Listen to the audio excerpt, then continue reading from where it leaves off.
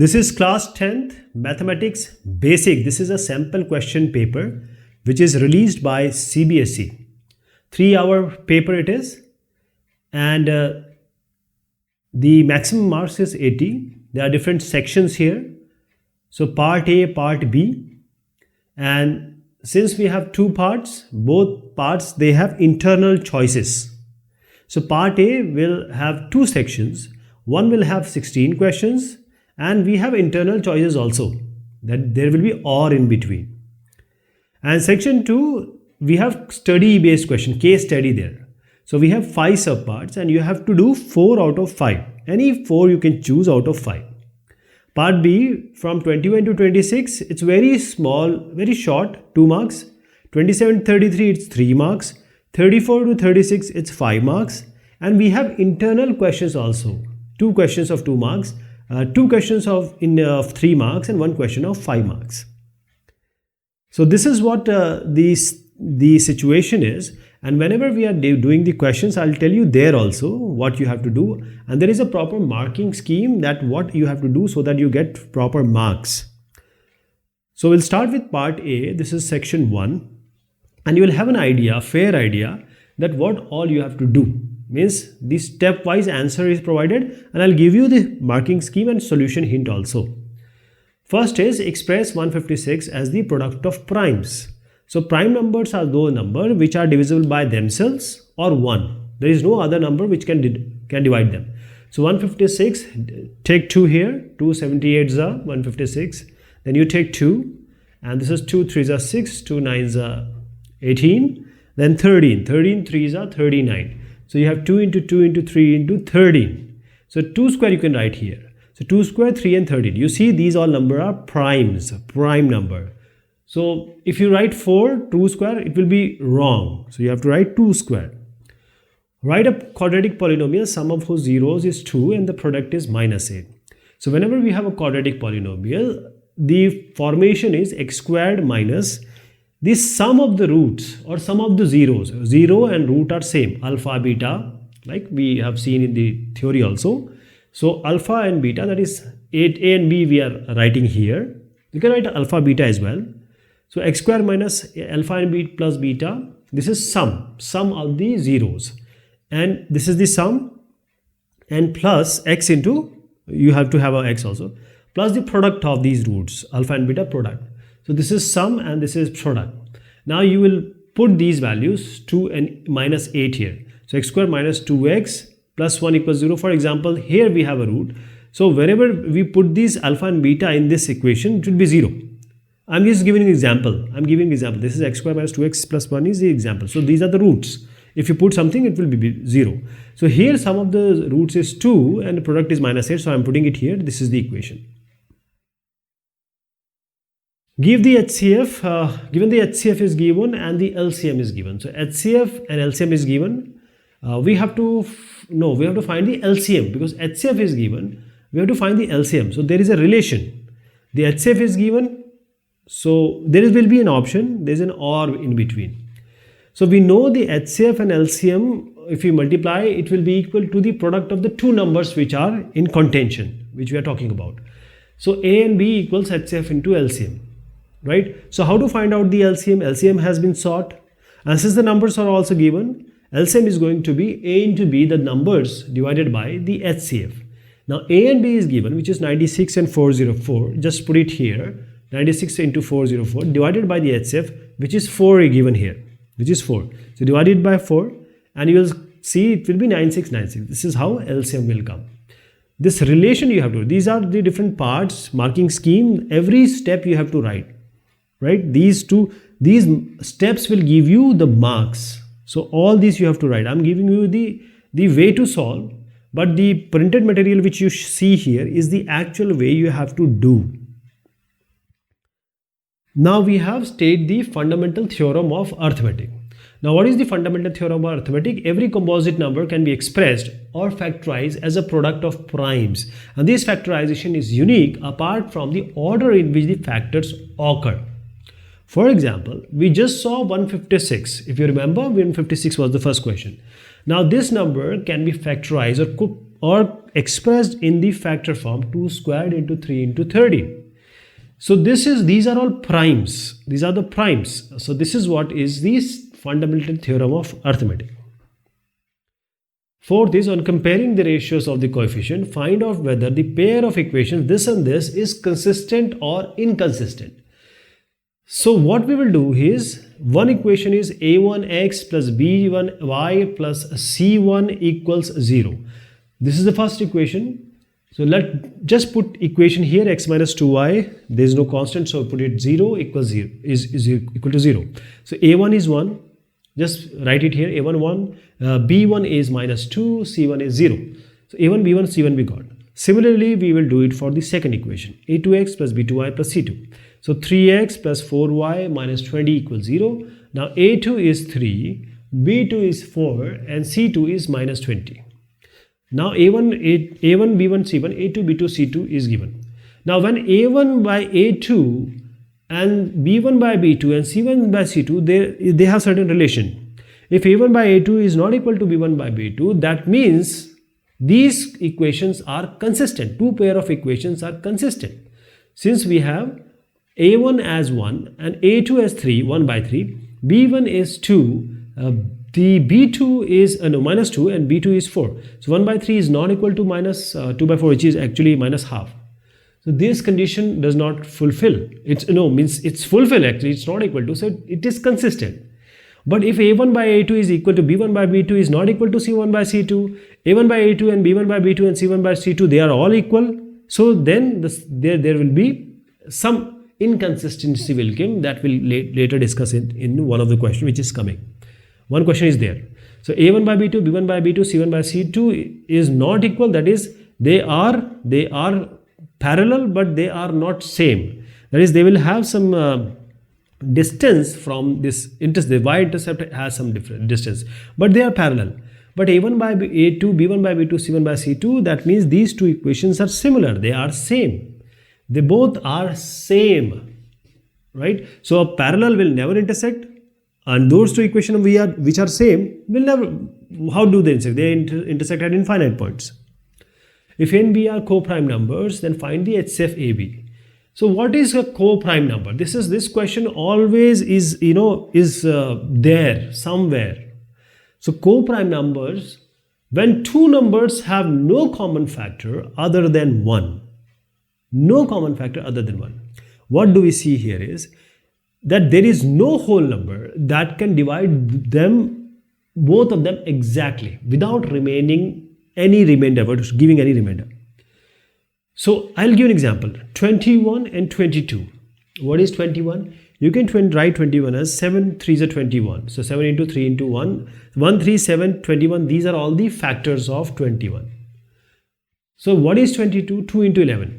2 into 11. Now you see 2 and 11 and 1, 3, 7, 21. There is nothing common. Only 1 is common. So those two numbers which have factors, only one is common. No other one is common. They are co-prime. So what is the highest common factor?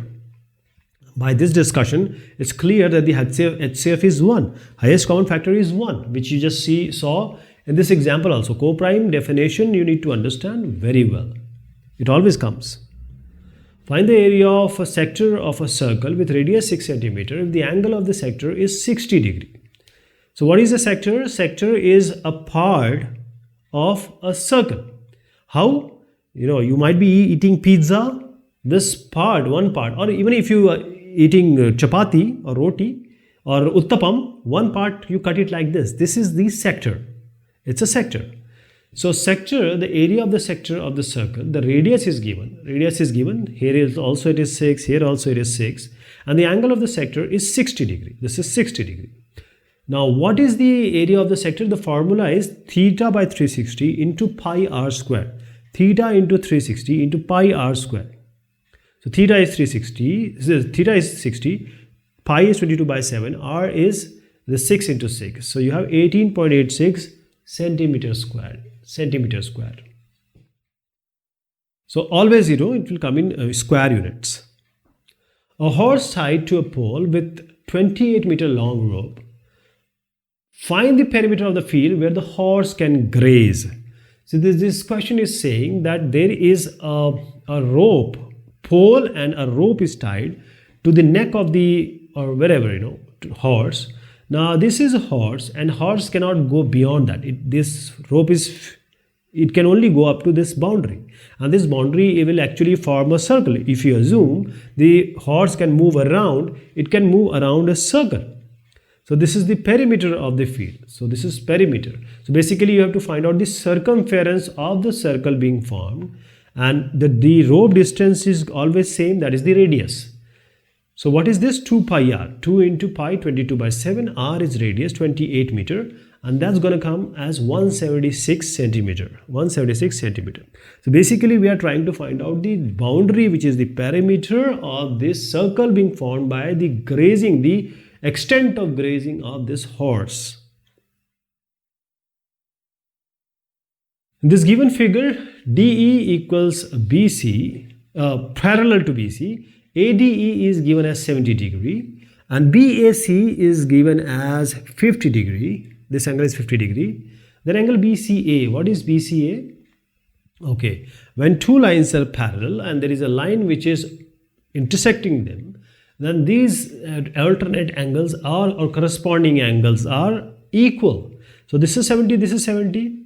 So if we find out this angle will be found. That is AED and ACB are equal.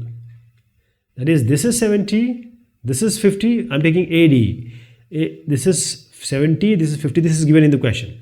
What is the angle AED? 180 minus 70 minus 50, because the sum angle property, 180 degree. So this angle is 60 degree.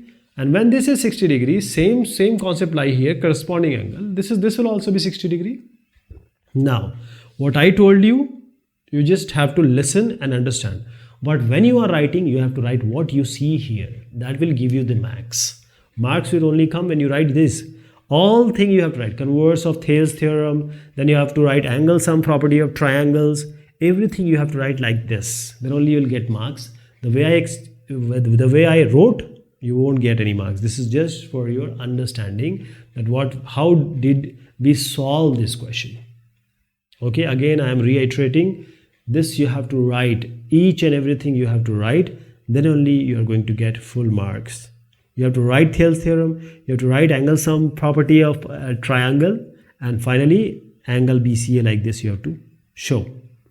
In a given figure, AD equals 2 centimeter, this is 2 centimeter, BD is 3 centimeter, AE is 3.5 centimeter, and AC is 7 centimeter. Now, AC is 7 centimeter. Please remember, sometimes what we do, we just overlook the question. And what we understand, this is 2, this is 3.5, this is 3 and this is 7. So we tend to do what? Because there is a BPT theorem. Okay. BPT will come later also, we'll discuss about that. So what we'll do, 2 by 3 and 3.5 by 7 we see, and we see, oh, they are not equal. And when they are not equal, BDE is not parallel to BC. But sometimes we do this mistake. But what we'll do? We are given AE here and we are given AC as whole. So from AC we have to subtract AE so that you get EC. That means this whole is 7, subtract 3.5, then you will get EC as 3.5. So now the actual ratio is AD by DB. If it is equal to AE by EC, that means DE is parallel to BC. So what we see, 2 by 3 equals 1 by 1 and this is not equal. That means from BPT this is not parallel. DE is not parallel to BC. Okay. So 2 by 3 and this 3.5 or 3.5 is 1. So you have to write properly the subtraction, 7 minus 3.5, you have to show this, and also Thales theorem you have to put here. This is the Thales theorem, BPT. The cost of fencing a circular field at a rate of rupees 24 per meter is rupees 5280. Find the radius of the field. So let me just give you first the idea. So this you have to put in examiner mind that you know everything. So this way you have to write and now understand the solution. So there is a circular field. The cost of fencing means you are talking about the perimeter, that is the boundary. Boundary will always point to 2 pi r. And what is the rate of 24 meter? So when you multiply this whole boundary with this 24, because 24 by meter and this 2 pi r is also in meter, meter cancel, you will get in money. So you can check it also. So 2 pi r into 24 is 5280. That is, the whole boundary multiplied by the cost per unit is going to be 5280. So when you multiply this 5280, now you can get from here r. So divide 24. Also you have to divide it by 22 by 7 and 2. So this length will come as 220 meter. So what is this 2? This is 2 pi r. Just 5280 by 24 is 220. So you have to find out the r, dividing it by all the terms, because other terms are given, only r is to be found out. 35 meter is going to be the answer here. 35 meter. But you have to write these steps, right? Please remember. A tree breaks due to storm and the broken part bends so that the top of the tree touches the ground, where it makes an angle of 30 degrees. The distance between the foot of the tree to the point where the top touches the ground is 8 meter. Find the height of the tree from where it is broken. So we have a tree, it's broken from here, it bent down. Now, this hole is the tree, now it is like this. But it has broken from somewhere between. So this is 30 degree from where it touches. So the angle is 30 degree and the distance also is given from B to C.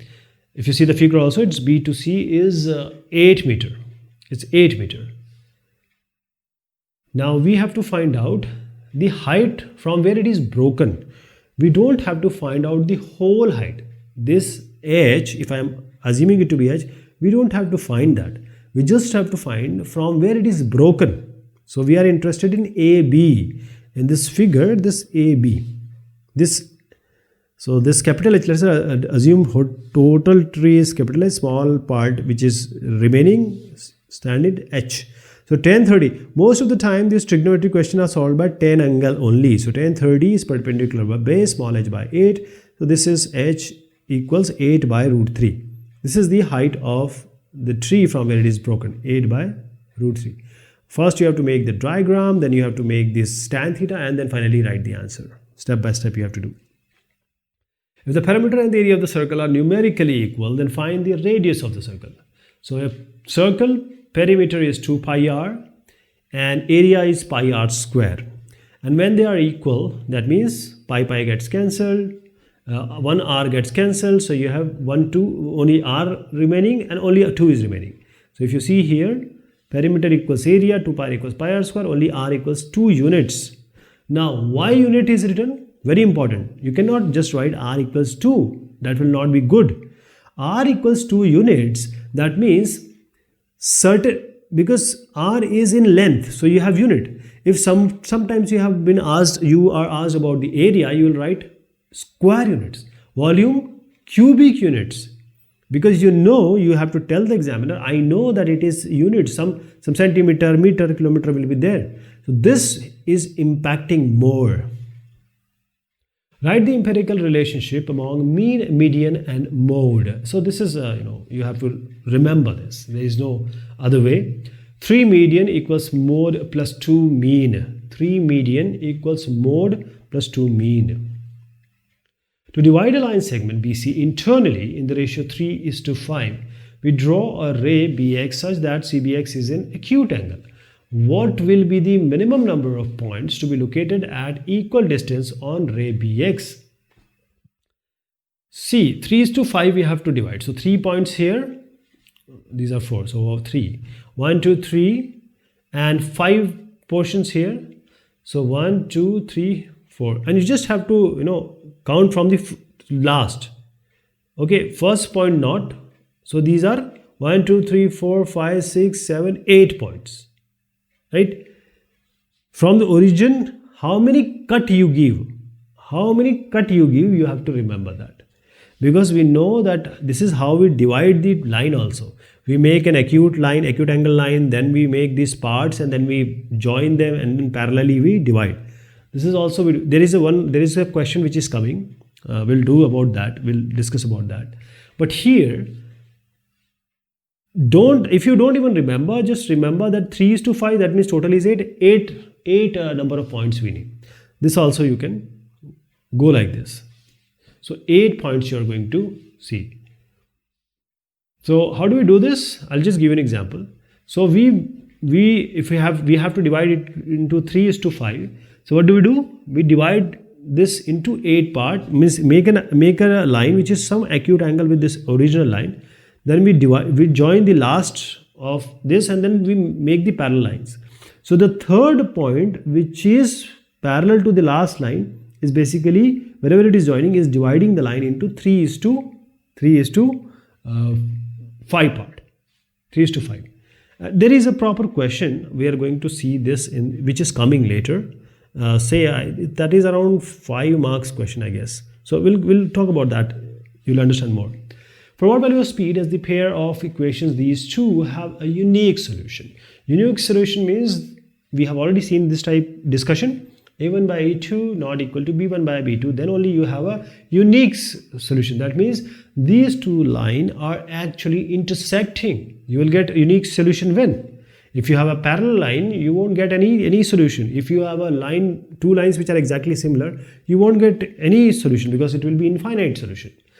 Only when the two lines are intersecting, then only you are going to get a proper. So A1 by A2 should not be equal to B1 by B2. That is 4 by 2 should not be equal to P by 2. This 2 gets cancelled. P not equal to 4. So P should not be equal to 4. So you have to write like this. Again and again, I'm reiterating. The content you see here, you have to write like this. Every step, everything you have to show the examiner that I know this. What type of straight lines will be represented by the system of equation this and this? So the best thing is what? This is 2x plus 3y equals 5. This is 4x plus 6y equals 7. This is A1, this is B1, this is C1. This is A2, this is B2, and this is C2. So what is A1 by A2? This is 2 by 4. What is B1 by B2? It's 3 by 6. And what is C1 by C2? It's 5 by 7. So 2 by 4 is 1 by 2. 3 by 6 is also 1 by 2. So A1 by A2 is equal to B1 by B2. And what about this? 5 by 7, it's not equal to 5 by 7. That means these lines are parallel. These lines are non-intersecting because A1 by A2 is not equal to B1 by B2. But they are parallel lines. A bag contains 3 red balls and 5 black balls. A ball is drawn at random from the bag. What is the probability that the ball drawn is red? So there is a bag. There are two parts actually. 3 red from here and 5 black balls from here. I'm just making it to separate it out. Otherwise they are mixed, right? So a ball is drawn at random. What is the probability that the ball drawn is red? So what is the probability? How do we do this? See, number of red balls is 3, number of black balls is 5. Total number of possible cases is 5 plus 3. That is 8 ball can be taken out. Total. And what is the favorable? 3, because only 3 red balls are there. So 3 by 8. Favorable cases divided by number of possible cases is the probability. Favorable cases by total number of cases. Total all possible cases is going to give you the result. 3 by 8 is the answer. 3 by 8 is the answer. Now this is OR. So either you have to do this or you have to do this, whichever is good for you. A die is thrown once. What is the probability of getting a prime number? Die is simply a square, cube, basically cube. So it has all the faces numbered 1 to 6. There are 6 faces of a cube. Now what is the probability of getting a prime number? So in 1, 2, 3, 4, 5, 6, just write the numbers and try to find out which are the prime one. 2 is a prime, 3 is a prime, and 5 is a prime. So total number of total cases are 6 and favorable cases are 2, 3, 5, that is 3. So 3 by 6 is the probability of getting a prime number. Total number of possible outcomes 6, there are 3 prime numbers, 2, 3, 5. Okay. Prime numbers are only divided by themselves or 1. That is how you can remember it. A tower stands vertically on the ground. From a point on the ground which is 15 meters away from the foot of the tower, the angle of elevation of the top of the tower is found to be 60 degrees. Find the height of the tower. So from here someone is looking, the top he is looking, so angle is what? 60 degrees. This angle is 60 degrees. And the distance, that is the point on the ground which is 15 away from the foot of the tower. This is 15 and it is there. Always remember tan we will use, mostly tan you will use in the trigonometry solution. So tan 60 is going to be h by 15. That is perpendicular by base. Tan 60 is root 3, it's going to be h by 15. So h is 15 root 3. That is going to be the answer, 15 root 3 meter. Probability of an event E and probability of the event not E. So always the addition of the probability will be 1. Please remember, probability of happening plus probability of the same event not happening. Please remember, I am talking about same event. Probability of happening plus probability of not happening, if you add them, it's going to always be 1. So probability of happening, say, is 0.4. Probability of not happening will always be 0.6, because when you add them, it's going to be 1. Okay, this section 2 we are going to take in the next discussion. Okay, till then, thank you so much and take care of yourself.